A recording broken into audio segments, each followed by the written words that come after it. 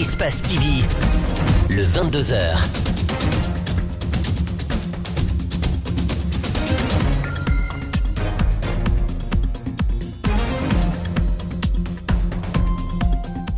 Bonsoir à tous, bienvenue aux 22h d'Espace TV. À la une de l'actualité ce soir, ouverture ce vendredi à Conakry de la première réunion délocalisée des parlementaires de l'espace CEDEAO. Enjeu majeur, création d'emplois dans l'espace CEDEAO à travers le développement des PME et de l'entrepreneuriat. Les conclusions des travaux seront soumises aux différents gouvernements des pays membres. Et puis, cette question, dans quelles conditions travaillent les ouvriers sur le site du barrage Swapiti? Certains interrogés par l'une de nos équipes parlent de mauvaises conditions de travail et l'injustice dont ils sont victimes de la part de leur chef. Enfin, au Soudan, les manifestants ont bravé le couvre-feu imposé dès la première nuit après le coup d'État et ont destitué le président Omar el-Béchir et afflué vendredi par milliers, déterminés à ne pas laisser les généraux du régime dessus maintenir leur emprise sur le pouvoir. Voilà pour le sommaire. Merci de nous rejoindre au compte de cette grande édition de la soirée.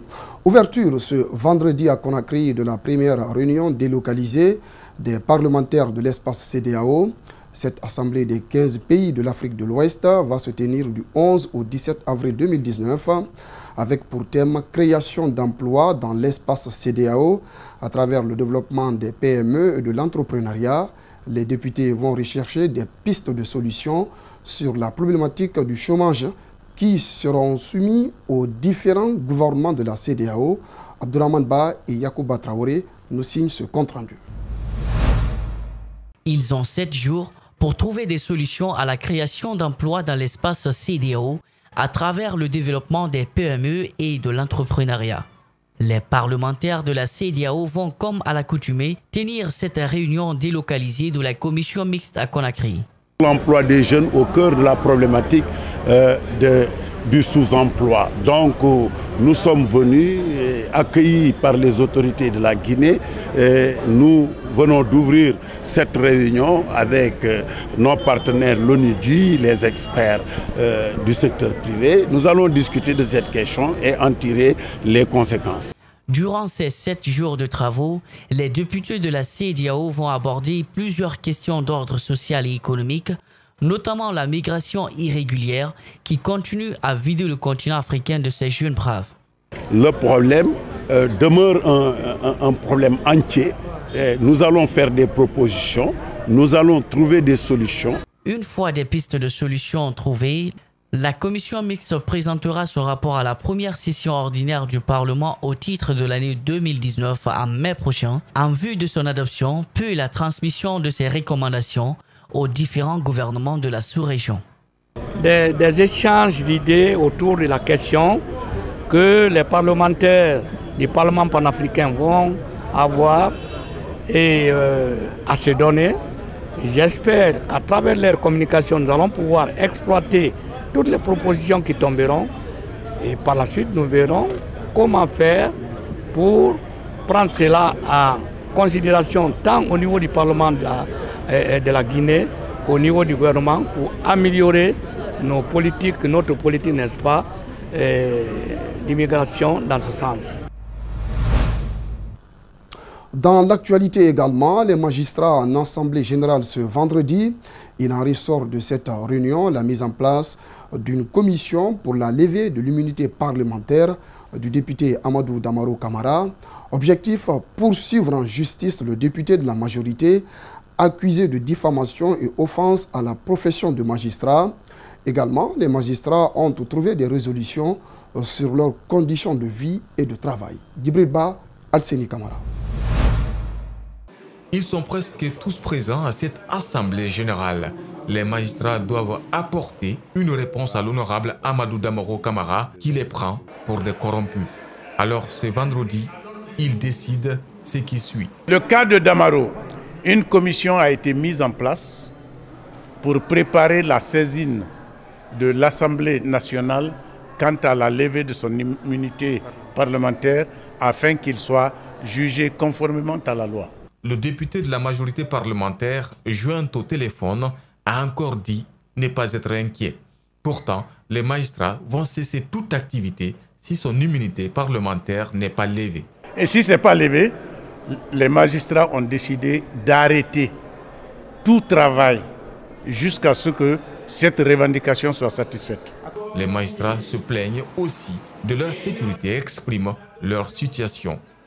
La question de leur sécurité, cette question est essentielle pour nous, puisque les propos qui ont été tenus sont de nature à jeter l'anathème, le discrédit, le manque de considération sur les magistrats et à pousser les citoyens à la révolte contre eux. Des résolutions trouvées au terme de cette réunion seront soumises au ministère de la Justice et au Conseil supérieur de la magistrature. Soapiti est le plus grand barrage hydroélectrique en construction en Guinée. Le projet emploie plus de 3900 personnes, selon le directeur du dit projet. Cependant, les ouvriers qui travaillent dénoncent les mauvaises conditions et l'injustice dont ils sont victimes de la part de leur chef. Voyons tout cela dans ce reportage de Malik Sandiana Kamara. Le chantier du barrage hydroélectrique de Soapiti avance à grands pas. Mais les ouvriers qui y travaillent dénoncent les traitements qu'ils subissent à longueur de journée de la part de leurs responsables. Certes, ces ouvriers ne sont ni des techniciens, encore moins des machinistes, mais ils constituent un maillon fort dans l'exécution des travaux de construction du barrage de Soapiti, car tout passe par eux. Ils parlent de surexploitation et de la non prise en charge sanitaire. Le problème qu'on a ici, bon, d'abord on n'a pas de repos. Notre condition encore n'est pas soutenue. Donc on nous paye encore vraiment, il n'y a pas de salaire, pas de repos, le travail est dur. Donc si on tombe malade, il y a une clinique ici là où il faut nous amener et là-bas c'est notre argent qui sera coupé. Sous un soleil de plomb, ils déploient toutes leurs forces pour accomplir les tâches qui les sont confiées. Selon ces ouvriers, leur salaire ne reflète pas l'effort fourni. On s'absente une fois, on nous coupe 100 000 francs. Donc il n'y a pas quelqu'un qui gagne ici 3 millions ou 4 millions de francs. Le salaire de base ici, c'est 1 500 000, 2 millions. Au cas où un matériel de travail se gâte dans les mains d'un ouvrier à plein temps, il est le plus souvent obligé de rembourser. La paye d'ici, des fois, ils réduisent notre salaire. On a un problème d'argent. Ce qu'on travaille, ce n'est pas ce qu'on perçoit. Lorsqu'une pièce ou un matériel se gâte avec toi, tu es obligé de payer. La protection sécuritaire sous le chantier est obligatoire. La dotation serait achetée par chacun de ses employés. On achète les équipements. La chaussure à 180 000 francs guinéens. Gilet à 30 000 francs. Interpellé sur la question, le directeur du projet Soapiti Amara Kamara a laissé entendre que le travailleur n'est jamais satisfait. L'ouvrier n'est jamais satisfait, mais je vous exhorterai vous-même à fouiller un peu plus, à mener les investigations sur leur traitement,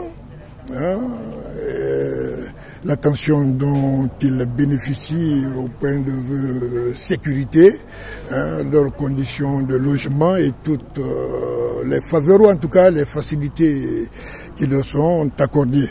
Vous trouverez qu'ils sont tout à fait dans une marge acceptable, mais personne n'est satisfait. Malgré les mauvais traitements évoqués par ces ouvriers, leur grand souhait est de voir la Guinée électrifiée une fois que les travaux de ce projet seront terminés.